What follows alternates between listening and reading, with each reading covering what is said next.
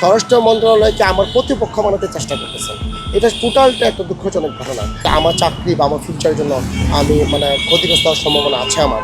এমনি এই স্বরাষ্ট্র মন্ত্রণালয়ের কে ইউজ করে মিস ইউজ করে সে এই দপ্তরের মানিজ্য তিনি নষ্ট করতেছেন। 5ই আগস্ট অনেক পুলিশ মেরেছি, আজকে থেকে মেরে ফেলবো এবং তার কেরিয়ার এবং তার ইমেজ আমরা স্পয়েল আউট করে দিই। অস্ত্র প্রদর্শনের প্রথম কথাটা হচ্ছে আমার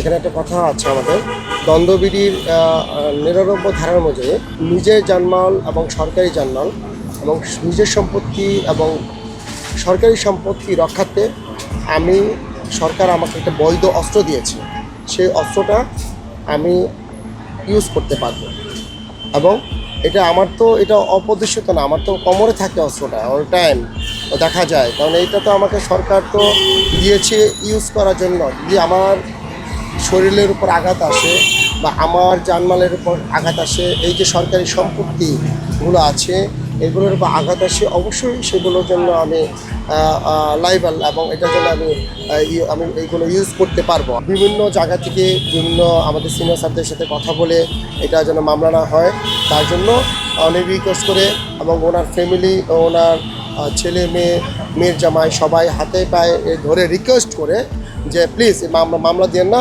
আমাদের ফিউচার নষ্ট হয়ে যাবে, তার ফিউচার। যখন আমি তাকে অ্যারেস্ট করে থানায় নিয়ে যাই তখন দেখা যাচ্ছে এক মুহূর্তে দেখা যাচ্ছে যে আমাদের সিনিয়র স্যারদের সাথে কথা বলে এবং ওনার বাচ্চাদের দিকে মুখের দিকে তাকায় আমি মামলাটায় ফৌজদারি মামলায় চাই নাই। কিন্তু এটা আমার মনে সবচেয়ে বড় ভুল ছিল, ওদের মুস্তাকা দিয়ে ছেড়ে দেওয়াতে আমার মনে সবচেয়ে বড় ভুল ছিল।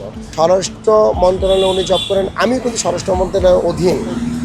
উনি দফতরে কাজ করেন, আমি স্বরাষ্ট্র মন্ত্রণালয়ের কিন্তু একাধিক সংস্থা আছে, পুলিশ বাহিনী তার মধ্যে একটা। কিন্তু উনি যেটা করতেছেন স্বরাষ্ট্র মন্ত্রণালয়কে আমার প্রতিপক্ষ বানাতে চেষ্টা করতেছেন।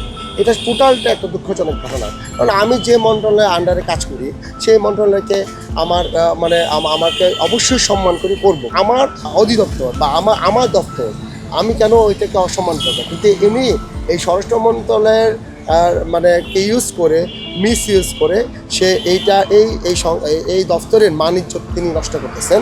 এবং উনি পরবর্তীতে যখন আমি পুলিশ বক্সে নিয়ে আসি তখন উনি ওই স্বরাষ্ট্র মন্ত্রণালয়ের প্রিয় সাহেবের সাথে আমাকে কথা বলাই দেন, মেবি ওনার নাম সাইফুল ইসলাম কী যেরকম সম্ভবত নামটা, ওনার সাথে কথা বলা দেওয়ার পরে আমি তখন জানতে পারি যে ওনার পরিচয় হচ্ছে উনি স্বরাষ্ট্র মন্ত্রণালয়ে অফিস সহায়ক পদে কর্মরত আছেন। ডিসি মাসির সাথে আবার ফোনে কথা বলে এটা আমার সিনিয়র সাথে কথা বলে যেহেতু এটা একটা ভিডিও হয়েছে বা এটা হয়েছে বললো যে দুই পক্ষে একসাথে যদি করা হয় মিউচুয়াল হয়ে গেলে প্রবলেম হবে না। তো আমি এই জন্যই যদি উনি মাপ চেয়েছেন, মাপ মহত্বের গুণ, সেই কথা চিন্তা করে আমি আর যেহেতু ওনার বাচ্চা আছে, ওনার ফ্যামিলি আছে, এই কথা চিন্তা করে আমি এটা মাপ করে দিয়েছিলাম। এখন যে অবস্থাটা হচ্ছে যে আমি আসলে ওনাকে ওই দিন আমার মনে হয় ফৌজদারি মামলাটা করা উচিত ছিল। আমার চাকরি বা আমার ফিউচারের জন্য আমি ক্ষতিগ্রস্ত হওয়ার সম্ভাবনা আছে আমার।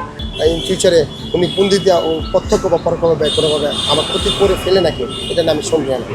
5ই আগস্ট অনেক পুলিশ মেরেছি, আজকে থেকে মেরে ফেলবো এবং তার কেরিয়ার এবং তার ইমেজ আমরা স্পয়েল আউট করে দেবো। হাতের যে ঘড়ি, টাইটেন একটা ঘড়ি ছিল, টাইটেন ঘড়িটা ছিটকে পড়ে যায়, কে বা কারা নিয়ে গেছে আমি বলতাম। সেদিন আমার মাসের প্রথম দিকে আমি এবং আমার ওয়াইফ দুজনেই জব করি। পকেটের টাকা ছিল 30 থেকে 40 হাজার টাকার মতো, এরকম একটা আনুমানিক টাকা ছিল।